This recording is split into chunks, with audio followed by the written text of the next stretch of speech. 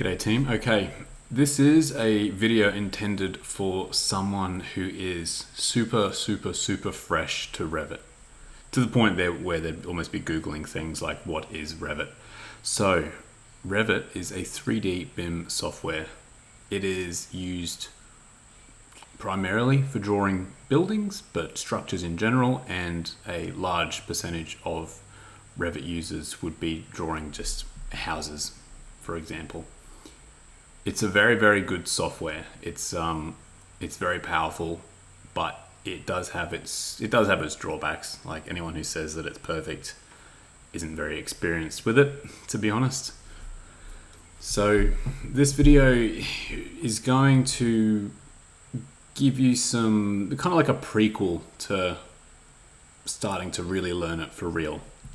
So just navigation stuff, I guess. Up the top here, this collection of buttons is called the ribbon. Now, each of these ribbons has a very specific purpose, and I have a video about every single one of these buttons. I think there's 300 of them all up. So check those out if you want to learn anything about them. Properties box down the side here is just kind of like something that controls or tells you a bit of information about whatever you've got selected. Down the side here is the project browser. So Revit is made up of a bunch of views. So they can be floor plans, elevations, sections, etc. They can also be detail views, which I'll explain a little bit more on in a second. And you've got also legends.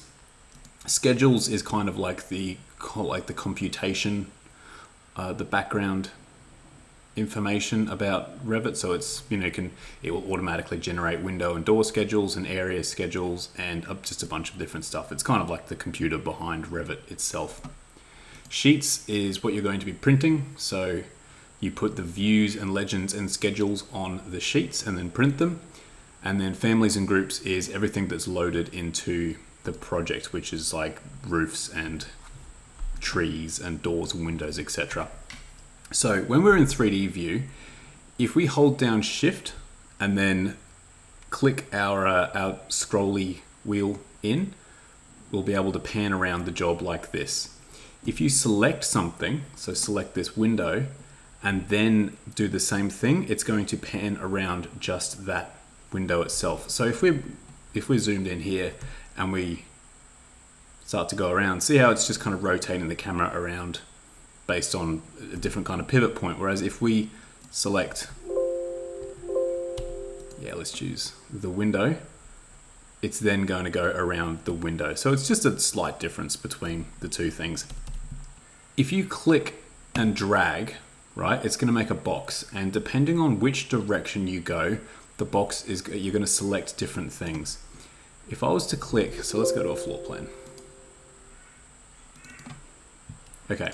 If I was to click here and start dragging to the right, it's only going to select things which are wholly within the box that I've created.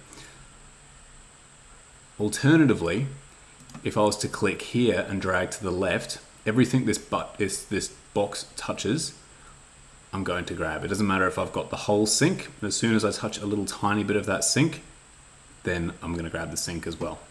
Additionally, if you grab something and you want to grab something else as well, you can hold down Control and select multiple things. And if you accidentally select something that you don't want to grab, you can hold down Shift to deselect that.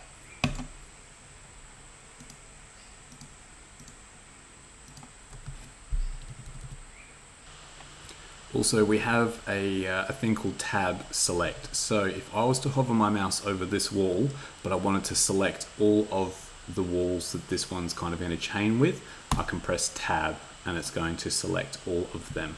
Now this works for pretty much anything that is connected. So if we were to draw a bunch of lines like this, we could select them all by dragging like a box out like that, going filter, check none, lines, thin lines, sure, that works. Or you could hover your mouse over one of the lines, press tab, and it's going to highlight all of them. There's two levels I guess you could say, of information within Revit. And generally they're separated into either model or detail. So model, anything that says model, so you'll have model text, and then obviously the components that make up the model itself, like walls and doors and windows, they are they're the same across the whole project. I don't think the same is the right word, but you know, if this wall here, if we were to delete this and then go to our 3D view, that wall is gone because it's a model component.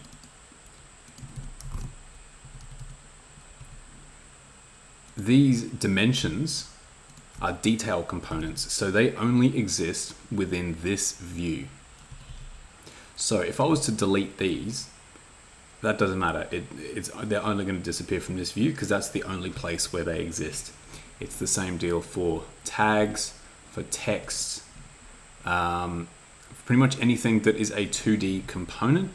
So if we did a masking region in here or a filled region, so let's go masking region, and then we hid that little landing there, it doesn't look like the landing is still there, but because it's only a masking region, which is a detail item, so detail being the important word there, that little deck is still there. Oh, it's not a deck, it's a bay window, but the point stands. It's important to keep in mind when drawing things. For example, if we were to draw a model line, if we drew a bunch of these in here, do you think that we'd be able to see them in the 3D view? So remember them being model lines. If you answered yes, you're correct, because it's a model component, so it's going to show up everywhere. On the inverse, if we were to draw a bunch of detail lines here, where are they going to show up? And the correct answer is obviously just this view. Now you can copy and paste these into another view, and then if you make a group out of them, they'll be the same in both. So if we were to go create group, okay, put that on the site plan, then that's there. And then being in the group, if we were to delete these, it's going to delete them there as well. But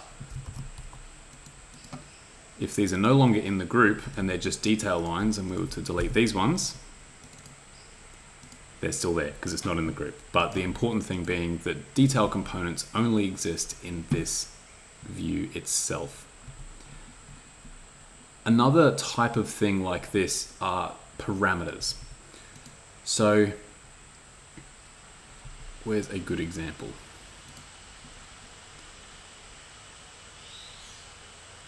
There's two kinds of parameters. You have instance parameters and you have type parameters. So an instance parameter, you can kind of think of it as like a detail component. An instance parameter is only going to affect this single window here. So we can change the head height to 0, and that's going to affect that window, just that one, because you can see this one being the same type of window, nothing happened to it.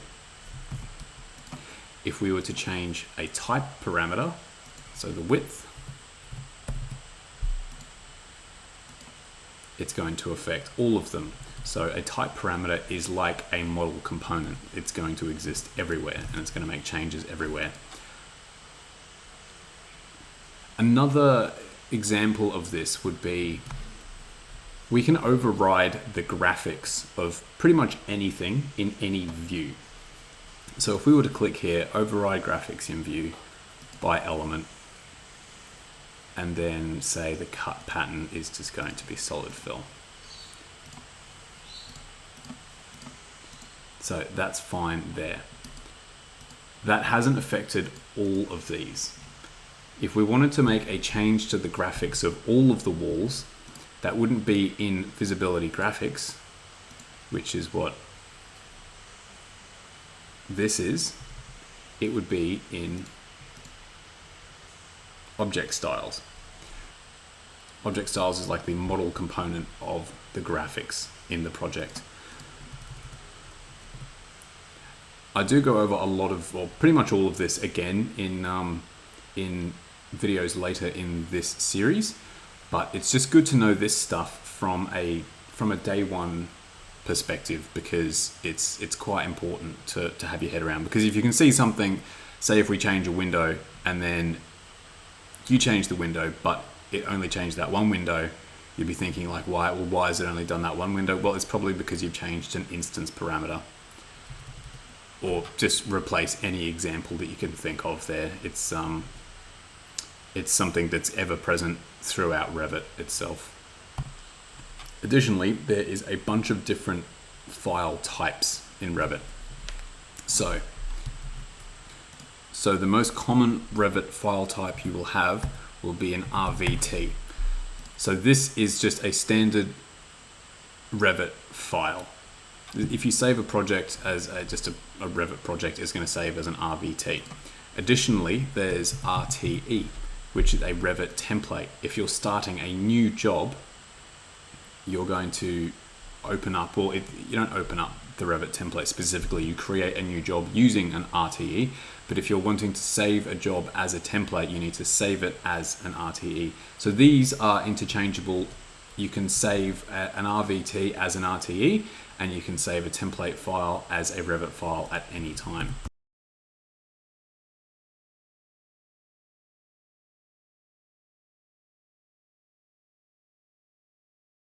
Additionally, there's RFA, which is a Revit family. So if you're downloading like a window or a benchtop from some website, it's probably going to download as an RFA. And then additionally, there's the lesser known RFT, which is a Revit family template. But that's not one that we deal with too often. Most of the time, you're going to have your Revit project is going to be an RVT. When you start that project, it's going to be made out of an RTE, which is a Revit template. And then when you're working on this, you're going to drag in a bunch of RFAs, because the Revit templates rarely have every single thing that you would ever need for any project ever in them. Alrighty, hopefully there was some useful little gems of information in there. If you're very, very fresh to Revit and looking to learn, I have made a heap of videos by this point, but I think it's a good idea to just go back and touch on just the very basics of the basics. So if this is the first video that you've ever watched on how to use Revit and kind of what Revit is, I hope that that's helped you in some way in your journey, in the long hard journey ahead of you, because there's a lot to this program. Any questions, let me know, but otherwise, thank you all for listening, and I'll talk to you soon. Cheers.